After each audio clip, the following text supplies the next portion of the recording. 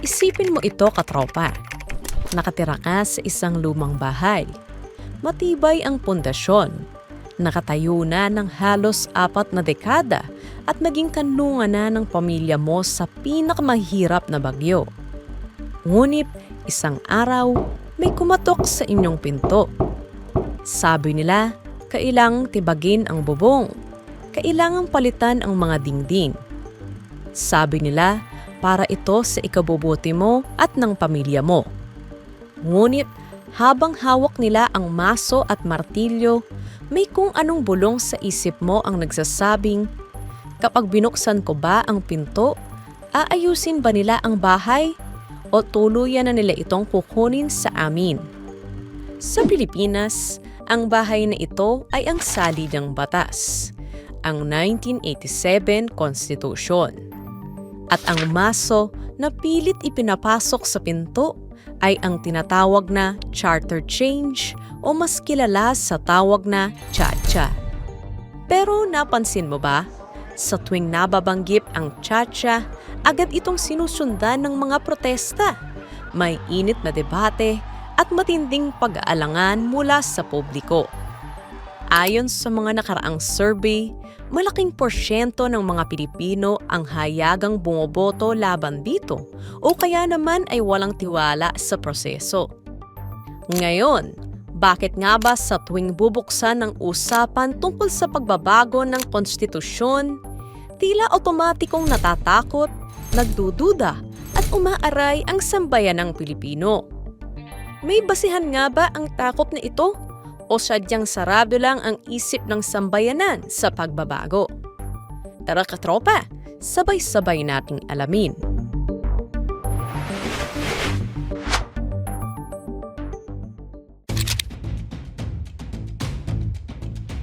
Para maunawaan natin ang takot ng kasalukuyan, kailangan nating balikan ang kasaysayan. Sa ilalim ng rehimeng Marcos, ang nooy 1935 Constitution ay pinalitan.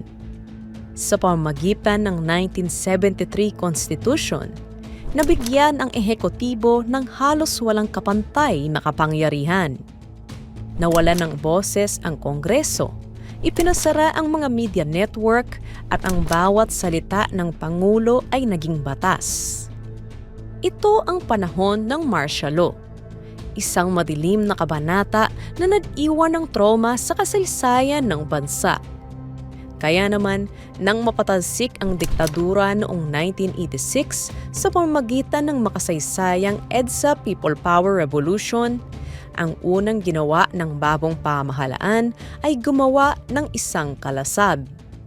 Ang kalasag na yon ay ang kasalukuyang 1987 Constitution.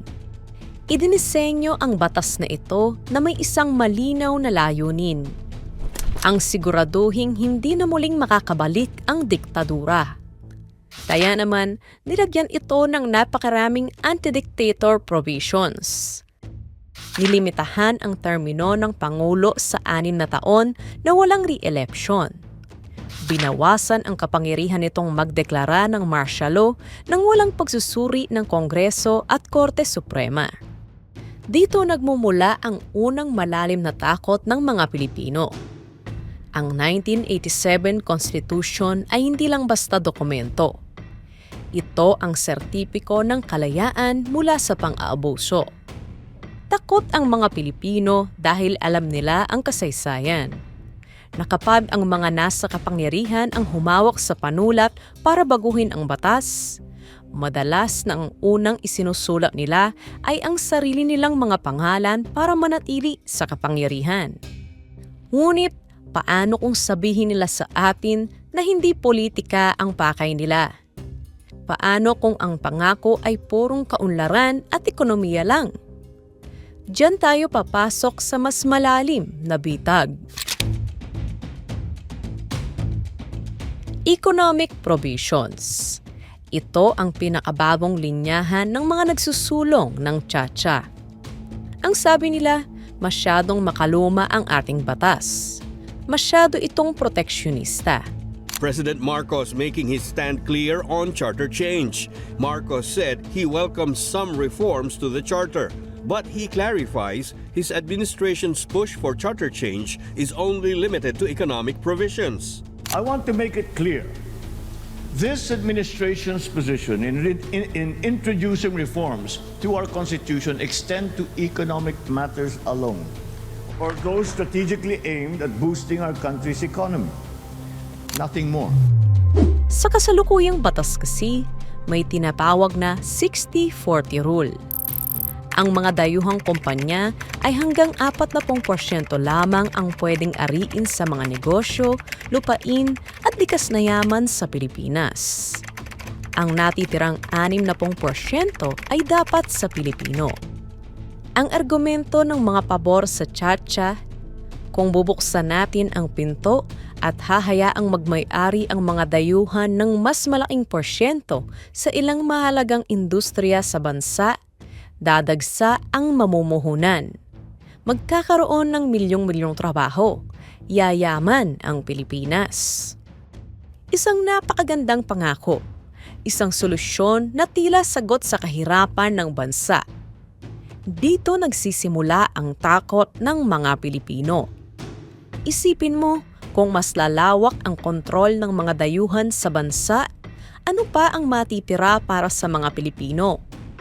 Paano makikipagkompetensya ang isang lokal na magsasaka o maliit na negosyante kung ang makakatapat nila ay mga dambuhalang dayuhang kumpanya na may bilyong-bilyong dolyar na kapital?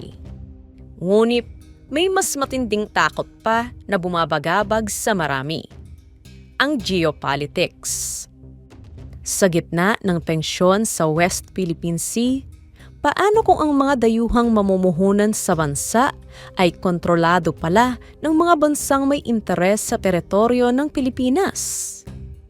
Kaya, ang mga takot na ito ay hindi lang basta sinopobia o simpleng kawalan ng tiwala sa dayuhan. Ito ay ang takot na magising na lang tayo isang araw. Ang lupang tinatapakan natin ay hindi na sa atin, kundi pagmamay-ari na ng iba, legal at may malinis na papel, dahil pinayagan mismo ng binagong batas. Ngunit ang pinakamalaking dahilan ng takot ay hindi ang nakasulat sa mga dokumento. Ito ay ang mismong mga tao na nagtutulak nito. May isang tanyag na kasabihan sa batas, "The law is only as good as those who implement it." Ang batas ay kasing husay lamang ng mga taong nagpapatupad nito. At dito, sasalubungin ang Chacha ng pader ng kawalan ng tuwala. Sino ba ang mga nagtutulak ng charter change? Sila rin ang mga politikong nakaupo sa Kongreso at Senado.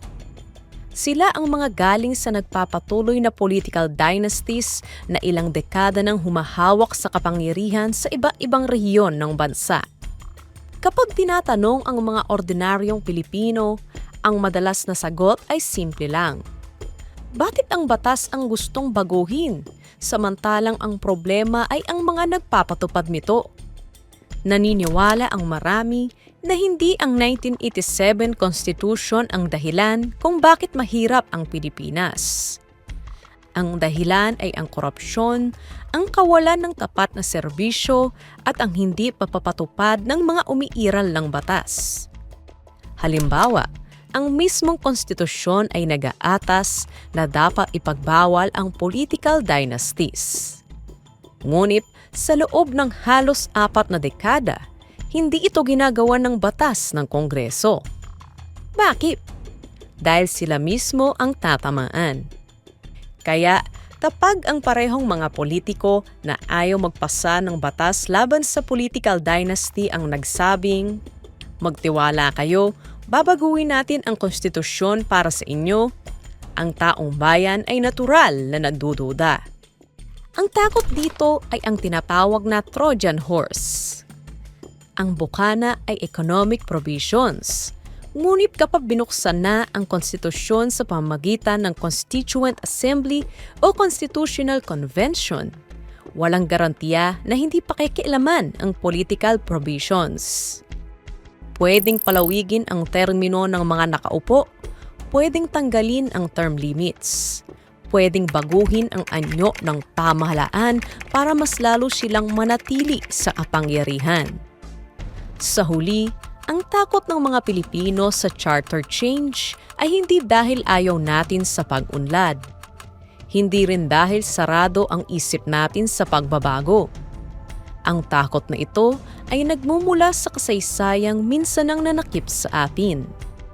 Sa mga pangakong paulit-ulit ng napako at sa pangambang kapag muli nating binuksan ang pinto, baka hindi pag-aayos ang mangyari, kundi pagkuha sa bahay na matagal na nating ipinaglalaban. Ngayon, oras na para marinig ang boses mo, katropa.